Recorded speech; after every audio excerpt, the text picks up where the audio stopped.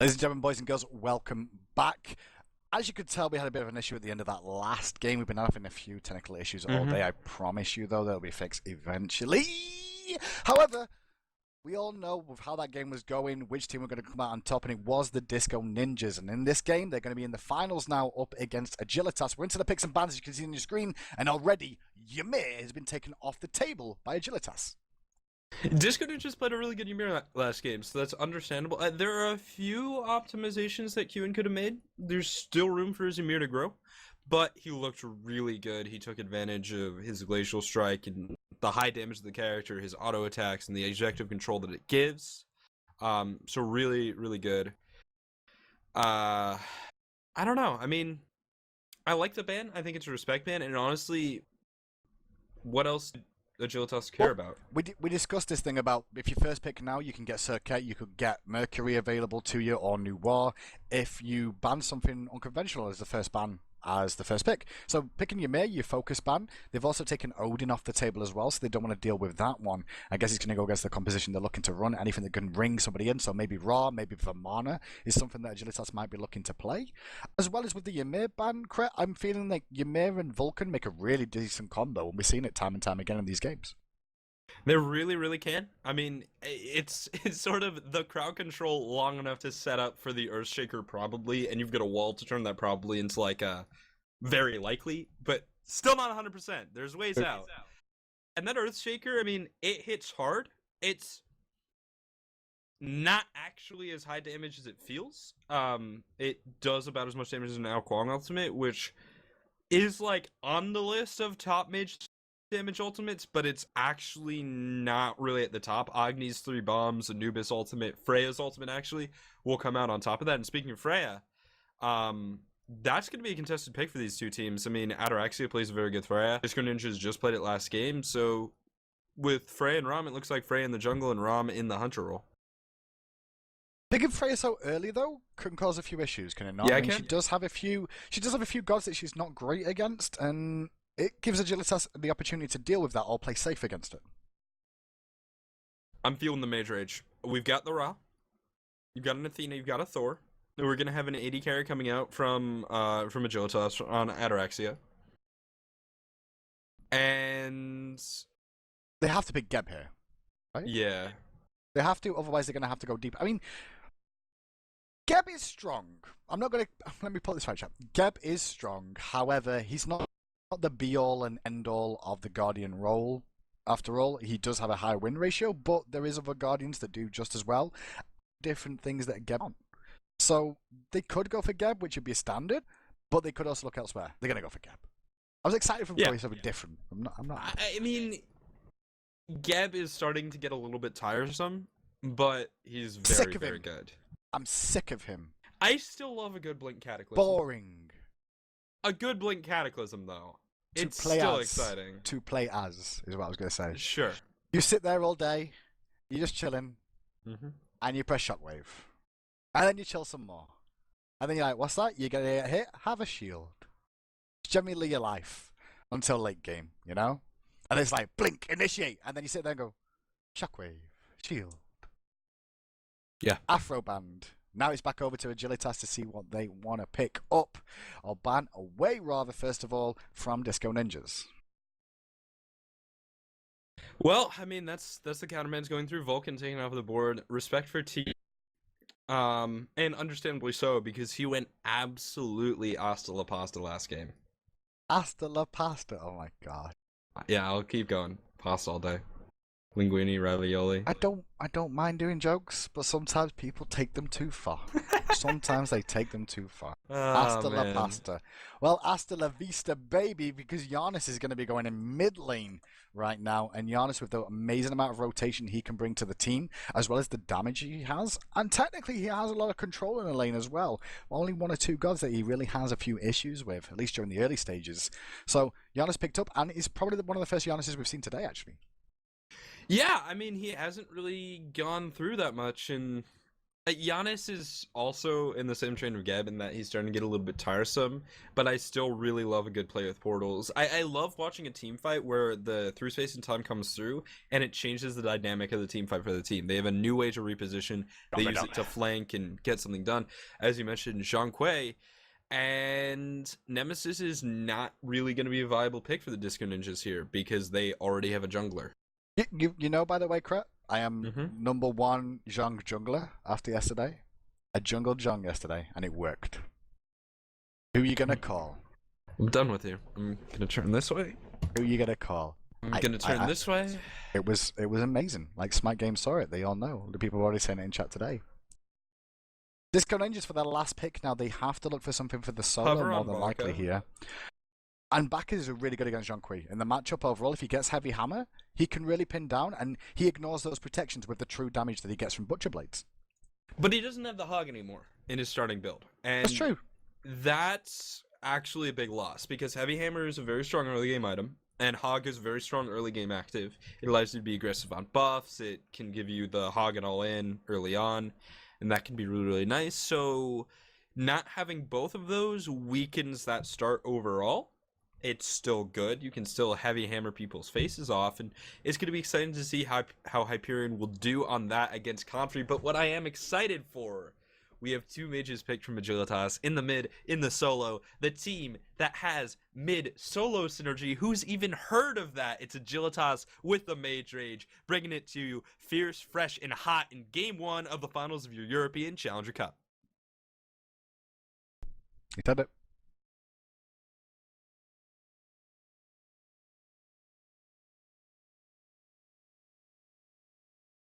I eat a lot of cheese. My mom says I'm a bad boy. Welcome back, boys and girls. This is Agilitas versus Disco Ninjas in the finals of EU Challenger Week number 7. Now, Kret, the teams going to the wildcard are already decided. It's going to be Agilitas, and it's going to be the Potato Boys. However,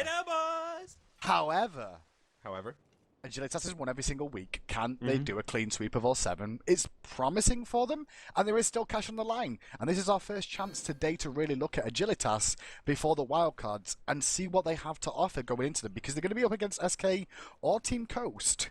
Well, they're going to have to play both of them in the round-robin style of the wildcard, and we'll see what the kind of potential they've got on the table for themselves. As you can see, Agilitas starting in the bottom half of the map, and they're all grouping safely in the mid lane. They don't want a level 1 fight. Alright, so let's talk about the way Agilitas starts. You've got your standard Hunter build, whatever, boring. Pretty Prime goes into a Soul Reliquary Rush, which gives him a lot of magic power at level 1. He's got 50 magic power, no consumables. So very cocky, very greedy. In the jungle, Repicas is going to have rank 1 of boots and rank 1 of Hog. This is going to speed up his jungle by way of allowing him to move faster, but slow it down by decreasing the amount of Hogs he has over a certain period of time. In the solo lane, a very respectful build coming out of Contra. He's got the Vamp Shroud, he's got Sprint 2, and the reason he has Sprint 2 is because he is expecting a Heavy Hammer. There will not be a Heavy Hammer from Hyperion yet, but it will come out, or it should come out a little bit later on. So the Sprint 2 does give him a bit more sustain as well. I mean, he's got an extra potion. He's be able to start with a potion here. He's gone boots with the Death Toll. He doesn't want to feed. Yeah, I mean, even with Hyperion as well, he's going to be able to, you know, do decent damage in this lane. Do you reckon we'll see him transition to a Heavy Hammer later, though? Like, maybe after boots? Possibly, but on the left-hand side, Kanye Life looking for the invade. They're actually... I think they might have sniffed out that the jungler was on the left-hand side. It's hard to tell, but Agilitas might have been able to figure that out. Hyperion now soloing lane, and he is probably not going to get set that far behind here. Qin's on the left-hand side, going to take damage from the archers. He's now down to just 200 health. He's going to pop a health potion, but Kanye going forward. 5 seconds for knockup. Well, Shockwave in 3, yeah, taunt in 10, but the slow from Preemptive Strike. This is going to be, say it with me. No, oh, it's not First Blood. Oh, that's depressing. Say it with you? I'm not saying nothing with you. Alright, you thought it was going to be First Blood too. Let's be real. Construction. No, it's not going to happen. Well, actually, it's going to to go in again. Now. It might happen now because the taunt's available for Kanye Life. If he can get the charge in, he does. The taunt connects as well. There's the So Beautiful coming out. One hit's enough, but the trade could be on. Atarax is going to juke. He's not going to be able to 1-for-1. And in my opinion, that's an even trade because the Hunter stays alive in lane, which means he gets some free farm, and that's pretty big. Yeah, it's actually a pretty big trade back. The other thing to mention is that it was a really good body block from Kanye, but the Astro Arrows shoot through your support, which is kind of crazy. On the right-hand side, let's take a look with Hyperion and Confrey. Confrey is getting pushed Confrey out doesn't by care. Hyperion. Confrey He doesn't doesn't care. He's really like, care that much, yeah, because he's going to be able to sustain back up. Yep. Baka is too, but not quite as well as Shankwe. not as effectively as well, that's for sure. Agilitas 1-1 right now. The golden experience lead is very early days, so it's still pretty much even. Only a very small advantage in both of those for Agilitas. Mid comes up in about 1 minute and 20 seconds, as we'll see, as they did go down. Now the blue were finally being taken down by Agilitas. They didn't take this at the start of the game here. So hold on a second. Jungler, right? Lightus, level 3, has cleared his entire jungle. That's true. Repikas, level 3. Oh. Level 4 now, still has a camp and a half to clear because he got the He'll be safe 5. RP. He'll hit 5 Yeah. once he hits the back copy as well, and that's because they left the blue buff until a bit later as well. Like, they leave the blue buff till later. It allows Repikas to be able to get level 5 a little bit quicker, a little bit safer, not so as much experience from the lanes. There it is. Share the jungle camps. So, he hits level 5, goes back to base, and look at the timer on this. It's 2 minutes 40, which means about 40 seconds until the mid camps are going to spawn, and he'll be back with his ultimate available. Meanwhile, Freya has to soak some more experience still to hit this level 5, and looking at the map, there's no experience to soak right now, other than going mid, which is also delaying Giannis hitting level 5 as well. Yeah, Freya just hitting level 4 relatively recently. Now, flanking around is Kanye, has the preemptive strike charged up, but not going to go in on latest just yet. Thor's in the area, and he's going to be going up in the air. So Repikas going up, must come down. Latest still level 4. She's dead to a right. Snipe comes through. It's actually going to be Taikyo. Prioritized because he's in the middle of the lane. Beautiful play from Ataraxia. Going to land next to the wall. Obstruction actually helps secure that a little bit. Just a little and bit. That's been now both mid camps are going to go over to Agilitas as well, based off that one. Surprisingly went on the Giannis there when it was the Freya that I thought would be the focus, but the Geb shield came out onto the Freya, I guess preemptively expected. Geb only level 3 right now, and with losing both mid camps, he'll soak a bit of experience here to hit level 4. Has to be a bit careful with his positioning, but Giannis is going to be back to help clear out that wave as well. Really good early start from Agilitas and good use of the ultimates, the global presence that they really have. Now, looking at Ataraxia really quick, his golden hand sitting... Okay, so he's about 100 gold behind his lane opponent effectively on his Devil Gloves timing because he did get rank 1 of his boots. Now, I like the decision to get rank 1 of his boots when he was forced to back because he died. And it's not going to delay his Devil Gloves that much, actually going to be able to go back and finish those now. But he'll be 6 stacks behind. Well, maybe less because they're in a tower. And we can see the Warlock Sash is being built slowly on Confrey, on this Jonquil. Did pick up boots as well for a little bit more mobility, just to deal with Hyperion on this. Right side though, they're going to aggressive blue buff one more time with Repikas over here still. Apollo taking the back harpies at the moment, so this is a 2-man invade against possibly 3 members with Giannis and Freya now collapsing. Could be 4 members. Blue does go over to Disco Ninjaz. Bad hog time. Auto from Rama, and now Giannis coming in. Going to get some nice damage with the Unstable Vortex, but Prime's going to be there to help pick him up. He's not going to have the portal available. Has to use the Unstable Vortex to get out, and now Rama takes the sky, as does Repikas, because he was getting sniped down by the Rama with those snipes. Thor still in the sky. Is he going to come down? That's the question. He went for Freya, did not find it. Unstable Vortex gets juked out. Full disengage from everybody. Nobody comes out on top. Well, realistically, Disco Ninja's got their own jungle back, so they didn't really come out on top. They just went. Well, Jota's picking up a little bit more farm as well. Now rotating in his Hyperion on the right-hand side. Yeah, sprint from Jonquil being very effective here, but Pretty Prime's on the way. Does he even snipe on deck? He does. This is a possibility. I mean, Prime is a wizard. He's going to drop a ward just in case. Yeah, Celestial Beam used. Hyperion is going to die here. Oh, he's got a few more seconds. 1 second, he's got leap back up again. He can leap away, but now that leap's on cooldown. Here's the snipe. Just one snipe. Yeah! Oh, Juked. the juke! Hyperion heard it. He heard it nicely but and the speed buff. The right direction. Just recalled Athena alt coming speed buff's gone, and I mean, that's better than Athena a kill. ducks in. Really nicely done by Fifi, but Giannis is here as well. They could try and turn this. The taunt onto Hyperion, puts him in a bit of trouble. He's going to have the leap available again to get away if he needs to. Just to disengage, but speed buff falls down. And Ra with speed buff is kind of disgusting, actually. You don't see it very often, but when you do, watch his mobility. He'll be like a old school Poseidon is now on the map.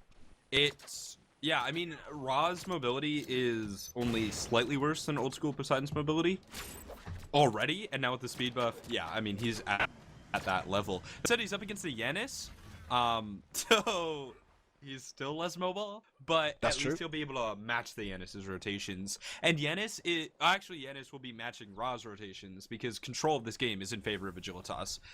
Completely. They're currently up about 2,000 gold and 4,000 experience. They've got the Thor, which is the early game jungler here. I think 1-for-1 trade on the right mid Harpies, but left going cleanly to Agilitas.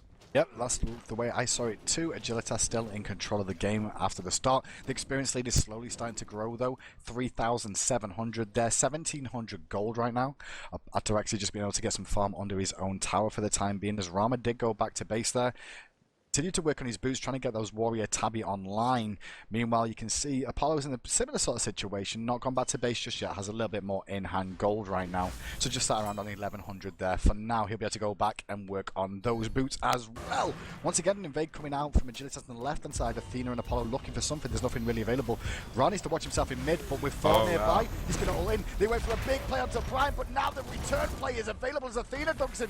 As does Apollo. Apollo gets aggro on the backside. Snipe misses, but the double tap from Replica is not required. Just the single was good enough through space and time. Used Unstable Vortex, not that much damage onto Ataraxia. Rama rotates over eventually. That's a disengage, but yet again, another kill for Agilitas. Yeah, unfortunately, through space and time just doesn't really have damage at this level. Dash in, looking for the taunt. Just gonna turn on to Qin, but Qin will die here. Wall's gonna block off his path, and taken down. Unstable Vortex through the wall will nick Repicas, but this should... Oh, Ram up in the air. He's looking for Ataraxia.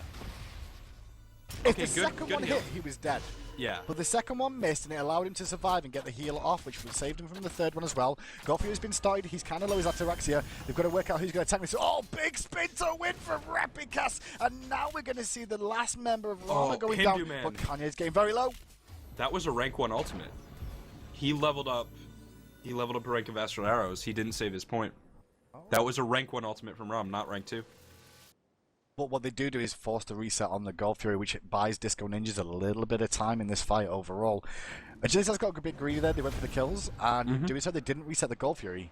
And they wanted to continue the Gold Fury pressure at the same time, and lost lives for that. Yeah, I mean, just a little bit too big for their boots. And that's going to happen because Agilitas is trying to push their lead. They're trying to really take control of this game, and they're playing aggressively. And the thing is, giving up kills, like, yeah, it can turn the golden experience around as long as you're... but it'll take a while. So if they give up, like, 1 kill, not a big deal. If they lose a fight and, like, get wiped, that really changes things. But, I mean, we'll see what does end up happening. The scariest thing from Agilitas' composition here, Cret, is that all the action's going to happen on the left-hand side of the map. And right now, on the left-hand side of the map, is where the pressure is because of the globals coming out from Athena, coming out from Apollo, coming out from Thor. Meanwhile, though, all this while, Cret, Jean-Quiz is able to just free farm gloriously over on this right-hand side and start stacking up this Warlock Sash. And that's just going to buy him lots of time. Guys, we'll be right back once again. Little technical issue. What a surprise. We're back soon.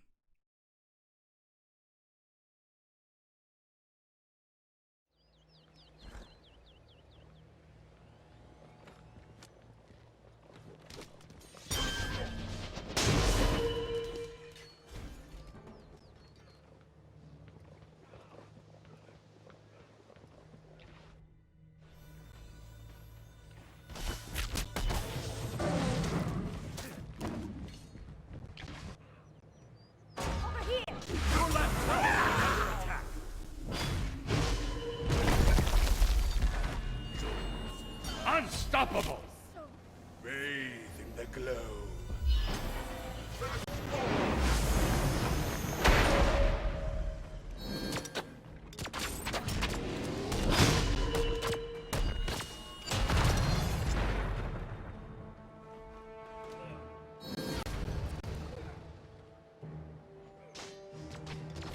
Bathe in the glow.